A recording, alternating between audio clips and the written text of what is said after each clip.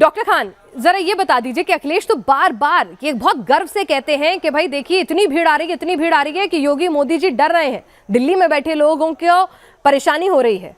भाई इतनी भीड़ बिना मास्क के आ रही है, ये भी तो उन्हें दिख रहा होगा। तो जब वो सरकार से सवाल करेंगे कि कोरोना फैल गया, कोरोना फैल गया, आप कुछ नहीं कर रहे, तो कोरोना फैलाने की थोड़ी जिम्मेदारी तो अखिलेश जी के कंधों पर भी आ जाएगी ना। देखिए पिनाक जी, मैं इन पूरे मसले को, इस पूरे डिबेट को दो पार्ट में बांटना चाहता हूं। पहले तो एक रैली की बात करूंगा और दूसरी बात हम और करना चाह रहे हैं, हम जानना चाहते हैं कि इतिहास क्यों पढ़ाया जाता है, हिस्ट्री क्यों पढ़ाई जाती है, ताकि उससे आदमी नसीहत ले।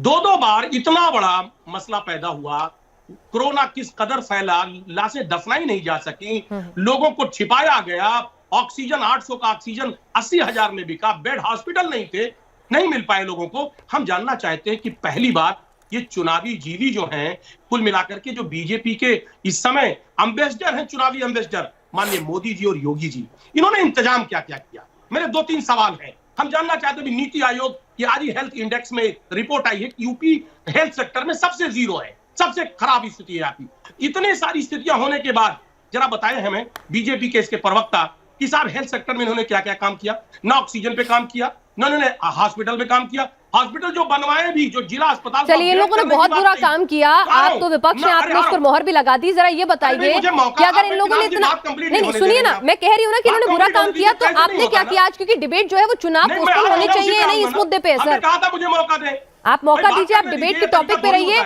अगले 2 मिनट आपके, आप डिबेट के टॉपिक पे रहिए। हम टॉपिक पे रहेंगे ना, मुझे टॉपिक पे रहिए। आप 2 क्या 3 मिनट लीजिए। चलिए हम टॉपिक से नहीं हटेंगे, चलिए बोलिए फिर। हम कोरोना पे रहेंगे। हाँ, कोरोना नहीं, कोरोना काल को देखते हुए, ओमिक्रॉन को देखते हुए क्या चुनाव को टाल देना चाहिए, इस पर समाजवादी पार्टी का क्या स्टैंड है? मैं उसी मुद्दे पे आ रहा हूं। चुनाव टाल देना क्या हल है? क्या क्या गारंटी है कि 4 महीने बाद क्या कोरोना बहुत कम हो जाएगा? आपने हेल्थ सेक्टर पे काम नहीं किया। हेल्थ में आपने क्या इंफ्रास्ट्रक्चर डेवलप किया? जिला अस्पताल को आपने नाम दे दिया मेडिकल कॉलेज, उसमें हॉस्पिटल, मुझे मौका दें, उसमें इंफ्रास्ट्रक्चर तक नहीं डाला, डॉक्टर के अपॉइंटमेंट्स तक नहीं किए। ये सारे सवाल नहीं खड़े होंगे। पिछली बार 50,000 केस जब उत्तर प्रदेश में आ रहा था, उत्तर प्रदेश के मुख्यमंत्री पश्चिम बंगाल चले गए। 17 बार प्रधानमंत्री देश के वो पश्चिम बंगाल में चुनाव प्रचार कर ले जाते हैं। सवाल इस बात का है कि पश्चिम बंगाल में तो अच्छा काम किया था ना ममता दीदी ने, या वहां भी खराब काम हुआ था? क्योंकि कोरोना विस्फोट तो वहां भी हो गया था सर। चलिए उत्तर प्रदेश तो चौथे नंबर पर इंडेक्स में, लेकिन ममता दीदी तो आपकी अच्छी प्यारी है ना। पश्चिम बंगाल में तो अच्छा काम हुआ था ना हेल्थ सेक्टर में, तो वहां कोरोना बम क्यों फूटा था? मैं जानना चाह रहा हूं। मैं तो कह रही हूँ उत्तर प्रदेश बिल्कुल खराब है, उत्तर प्रदेश ने बिल्कुल अच्छा काम नहीं किया। आपके सारे आरोप सराखों पर, लेकिन पश्चिम बंगाल में भी तो कोरोना बम फूटा था ना रैलियों के बाद और चुनाव प्रचार के बाद।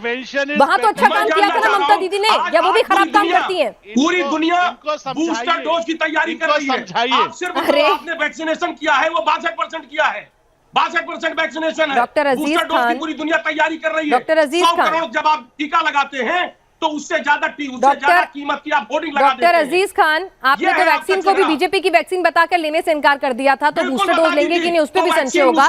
लेकिन सुनिए ना डॉक्टर खान, मैंने क्या कहा कि ठीक है आपकी बात मान ली मैंने कि बीजेपी ने कुछ काम नहीं करा उत्तर प्रदेश में, बेकार काम किया बिल्कुल। नीति आयोग ने चौथे नंबर पे रखा है, आपको और पीछे रखना और रख दीजिए। अब सुनिए 1 मिनट मेरी बात कि हम नहीं रख रहे हैं। अरे मैंने कहा नीति आयोग ने रखा है, आपको और पीछे करना है वो भी कर दीजिए, कोई दिक्कत नहीं है। मेरी बात तो सुन लीजिए। ममता बनर्जी ने तो बहुत अच्छा काम किया था कि नहीं किया था, मुझे बताए।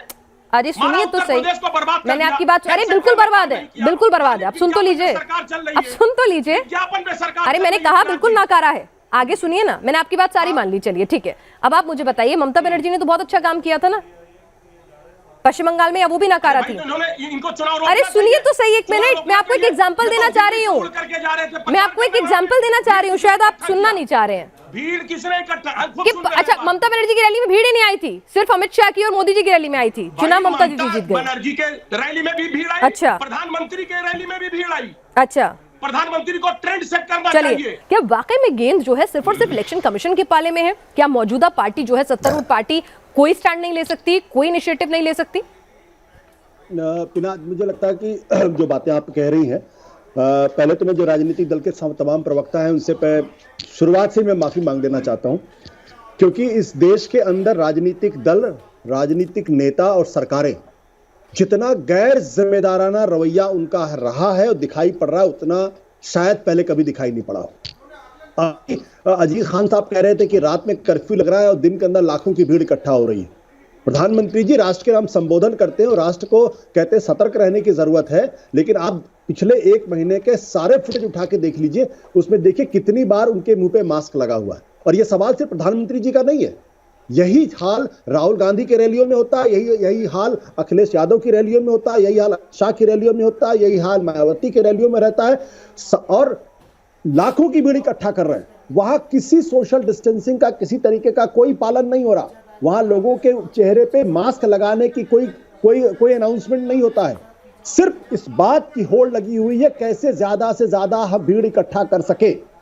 तो ऐसे समय में जबकि कोरोना की 2 लहर हिंदुस्तान देख चुका है, ऑक्सीजन की कमी की वजह से हम सब लोग, हम में से सारे लोग जो मौजूद हैं, किसी न किसी सगे संबंधी को हम खो चुके हैं, वैसे में इन तमाम राजनेताओं का जो व्यवहार है निहायत गैर जिम्मेदाराना व्यवहार है। कायदे से देश की जनता को इनके ऊपर जनमत संग्रह करके बताना चाहिए था कि आपके हाथ में देश की बागडोर होनी चाहिए या नहीं होनी चाहिए थी। क्योंकि आशुतोष जी, लोगों की क्या सबसे ज्यादा जिम्मेदारी सत्तारूढ़ पार्टी की नहीं बनती?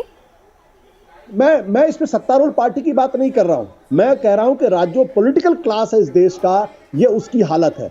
जाहिर सी बात है, अगर आप सरकार के अंदर हैं तो आपको देश का नेतृत्व करना है, तो सबसे पहले जिम्मेदारी आपकी है, लेकिन विपक्ष में बैठी हुई पार्टियों की भी उतनी जिम्मेदारी। अब दूसरी बात मैं कहना चाहता हूं, यहां लोग इलेक्शन कमीशन के कंधे पर रख के बंदूक चलाना चाहते हैं। इलेक्शन कमीशन का रोल तब आता है जब वो इलेक्शन का अनाउंसमेंट करते हैं। इलेक्शन के अनाउंसमेंट के पहले तक राज्य के अंदर सरकारें और केंद्र की सरकारें, यह उनकी जिम्मेदारी है कि कोरोना प्रोटोकॉल का पालन हो, चाहे रैली हो या रैली ना हो। लेकिन मुझे एक बात बता दीजिए, अगर आज किसी की शादी में अगर 200 से ज्यादा आदमी इकट्ठा हो जाते हैं, 20 से ज्यादा इकट्ठा हो जाते हैं, एक नॉर्म बना हुआ है, तो वहां पे कोई भी पुलिस एडमिनिस्ट्रेशन जाके उसके खिलाफ कार्रवाई कर सकता है और उसको पनिश कर सकता है। क्या एक भी पुलिस एडमिनिस्ट्रेशन ने जितनी रैलियां हुई हैं जहां कोरोना प्रोटोकॉल की धज्जियां उड़ाई जा रही हैं, लाखों लोगों की जिंदगी के साथ खिलवाड़ किया जा रहा है, क्या एक भी पुलिस एडमिनिस्ट्रेशन ने जाके एक्शन लिया है? क्यों? बिल्कुल, रूल ऑफ लॉ सबके लिए बराबर होना चाहिए। अगर पिनास के लिए बराबर होना चाहिए तो हम और आप अगर बिना मास्क के अगर गाड़ी में घूम गएंगे तो पुलिस वाला हमको पकड़ कर हमको फाइन कर देगा।